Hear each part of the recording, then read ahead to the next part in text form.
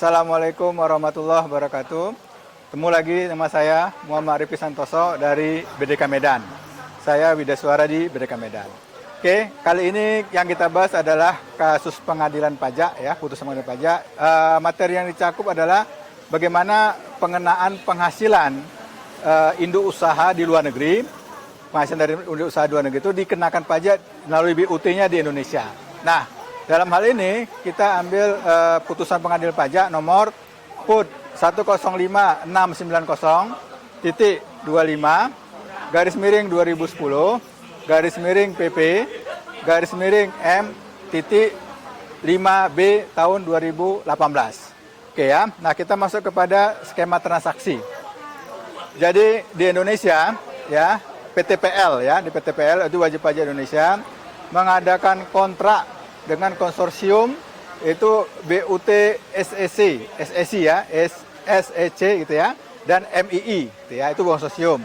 Nah, mengadakan kontrak dengan PTPL yang ada di Indonesia. Nah, kontrak ini adalah untuk membangun PLTU di Pelabuhan Ratu. Ya, jadi ada kontrak untuk mereka bikin pembangkit listrik tenaga uap di Pelabuhan Ratu. Nah, dalam kontrak itu disebutkan semua mencakup pekerjaan dari mulai pengadaan, pengerjaan sampai finishing semuanya ya, pelatihan karyawan segala macam.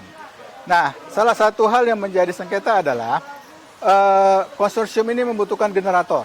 Ya, generator itu harusnya diadakan oleh konsorsium.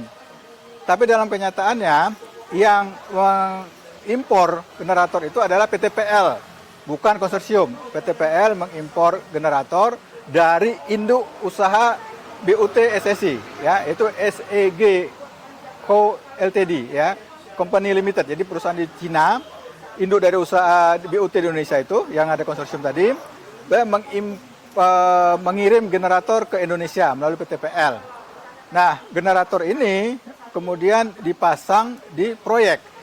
Jadi yang melaksanakan pekerjaan itu adalah induk usaha, perusahaan induk, bukan konsorsium. Ya, nah kemudian sampai dengan selesai dan itu generator itu bisa dipakai di proyek.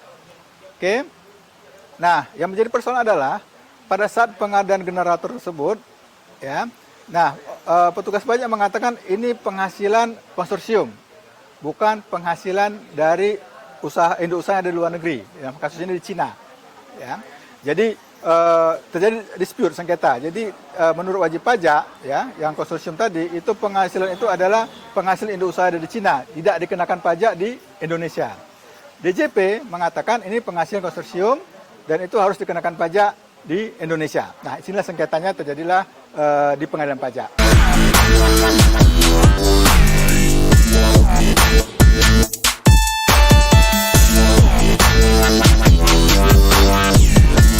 Oke, nah berikutnya adalah bagaimana mereka ini berargumentasi di pengadilan. Ya. Nah, DJP mengatakan karena proyek ini dikontrak itu mencakup dari awal sampai selesai, jadi siapapun yang melakukan kegiatan itu adalah penghasilan konsorsium. Ya. Nah, kemudian di sini tidak ada sengketa bahwa itu BUT ya, jadi clear ya. Jadi konsorsium itu adalah merupakan BUT perusahaan yang ada di Cina.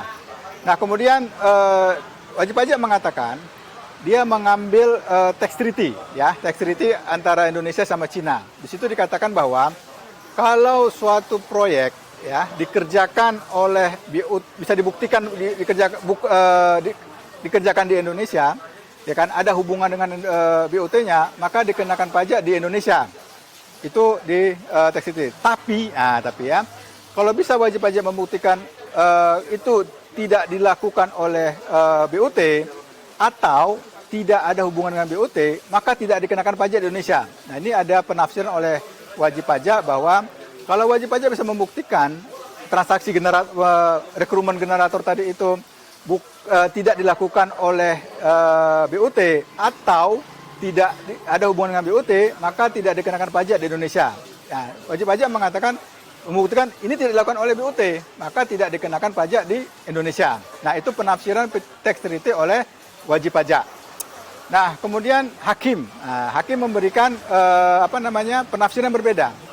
Hakim mengatakan malah kalau bisa dibuktikan salah satu, maka kena pajak di Indonesia, ya. Nah, di sini bahwa bisa dibuktikan bahwa pengadaan generator tadi dilakukan oleh induknya dan itu ada hubungan dengan proyek di Indonesia, maka itu dikenakan pajak di Indonesia. Nah, disinilah yang akan kita bahas nanti bagaimana menafsirkan tax treaty, apakah dengan teks atau dengan konteks.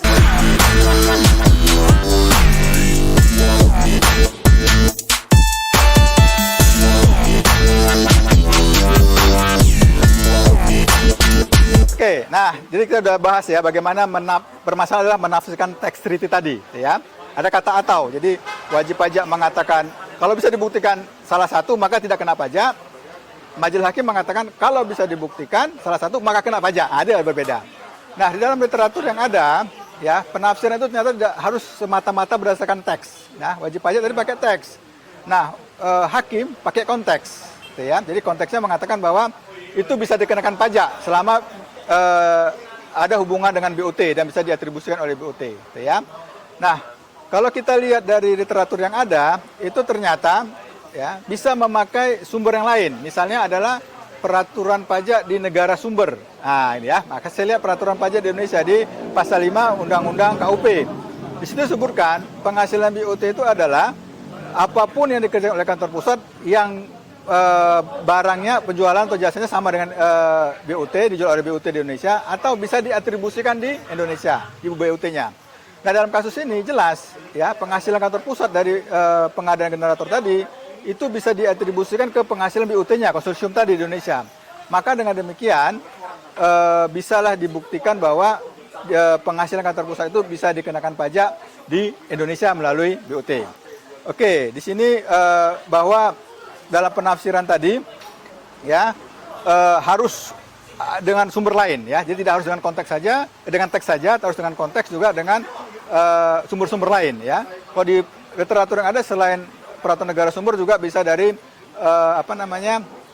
kondisi ya. Misalnya bagaimana sistem perpajakannya, bagaimana pada saat pembuatan tax treaty-nya itu bisa dilihat gitu ya. Nah, dari sini kita bisa melihat bahwa skema yang dilakukan oleh wajib pajak tadi, ya SCC BUT Indonesia itu ada tujuannya untuk mengurangi pajak di Indonesia. Ya, dia akan mengalihkan, mentransfer penghasilan Indonesia ke luar negeri. Ya, nah tapi ternyata ini nggak bisa ya, karena berdasarkan kondisinya harus kena pajak di Indonesia. Kedua, penafsiran P3B tadi, tax treaty, ya tidak boleh konteks saja, harus dengan sumber lain, ya. Jadi tidak harus semata-mata konteks, tidak harus semata-mata dengan teks, tapi bisa konteks dengan sumber lainnya. Nah, di sini ada perlu penjelasan tambahan, ya. DJP harus mempunyai argumen lebih kuat. Ya, di sini kelihatan bahwa argumen DJP kurang kuat, tapi hakimlah yang memberikan argumen yang kuat sehingga bisa mengalahkan wajib pajak dalam hal ini. Ya, tapi kalau misalnya DJP kuat, tentu tidak perlu sampai ke pengadilan. Ya, jadi di sini saya memberikan saran ya, maka di DJP ya pada saat dia ingin melakukan pemeriksaan koreksi harus melihat argumen-argumennya sehingga ini bisa diselesaikan di tingkat keberatan, tidak harus sebanding. Saya rasa itu saja, terima kasih, mudah-mudahan bermanfaat bagi kita semua. Assalamualaikum warahmatullahi wabarakatuh.